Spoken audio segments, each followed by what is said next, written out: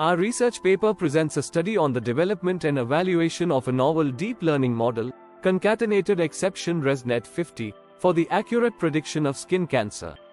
The research addresses the rising global incidence of skin cancer due to lifestyle changes and the importance of early diagnosis in improving patient outcomes. The proposed model integrates the exception and ResNet 50 networks to classify skin tumors into 7 categories, achieving a prediction accuracy of 97.8% on the human against machine dataset. The model's performance is validated using statistical hypothesis testing, specifically analysis of variance, ANOVA, which confirms its superiority over other state-of-the-art models.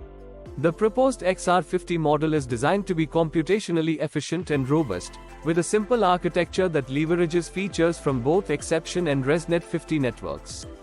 The research demonstrates the model's effectiveness under realistic conditions using a large dataset, which is crucial for generalizing the model's performance.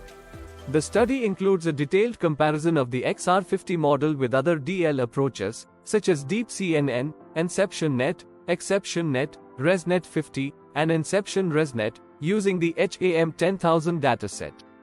The XR50 model demonstrates superior performance in terms of accuracy, precision, recall, and F1 score.